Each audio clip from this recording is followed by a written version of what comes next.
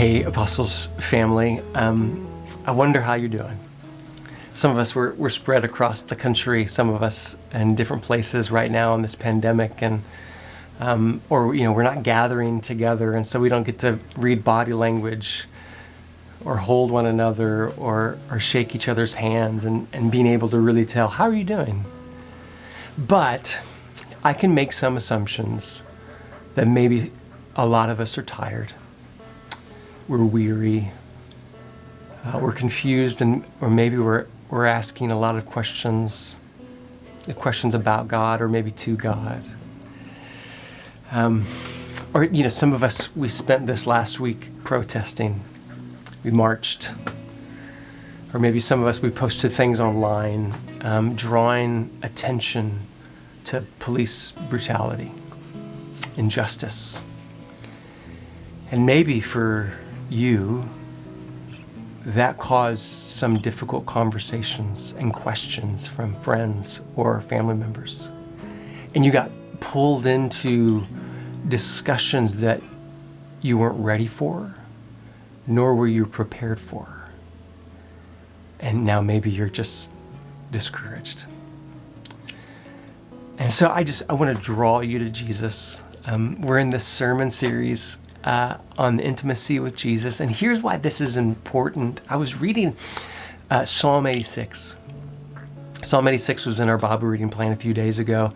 And David, his whole life, there's some upheaval and disruption in his life. And in the middle of it, he prays, "Teach me your ways, O Lord, so that I might walk in your truth." And I was freshly amazed by that verse. I've heard that verse before. You probably know that verse maybe. "Teach me your ways, O Lord, so that I might walk in your truth."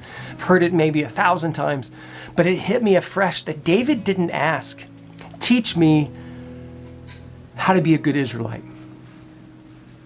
It's not a bad prayer. That might have been a good thing to pray, but he didn't pray that. And he didn't pray, "Teach me how to behave well as a religious person." He didn't pray for that.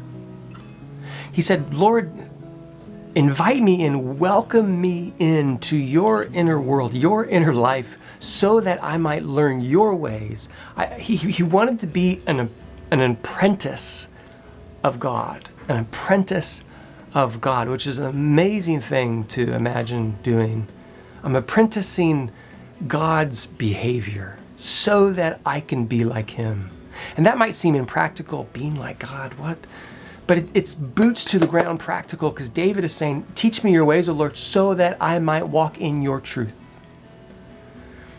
He wants to live in this world in the way that God would live if he had put on flesh and lived in this world, which Jesus did. He did that. He was God himself, and he put on flesh and lived in this world. And we have examples of how he lived. We have a person to imitate in that way, but we don't have all the answers. So we'll have to pray David's prayer too. "Lord, teach me your ways so that I might walk in your truth." And that's going to be helpful, because we're going to need to know his voice.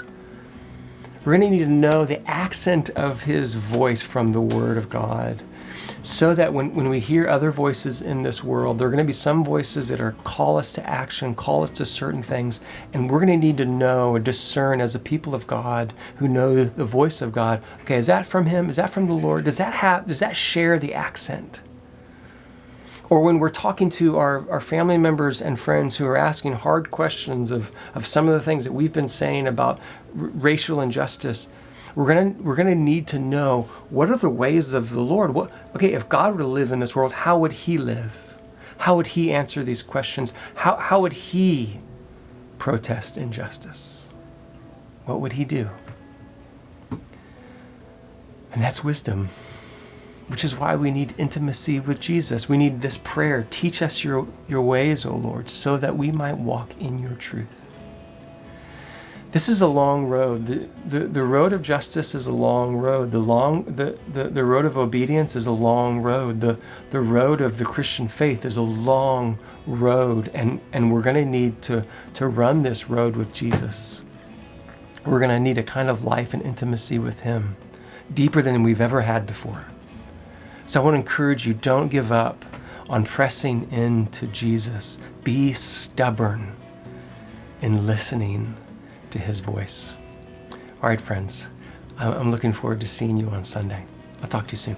Bye.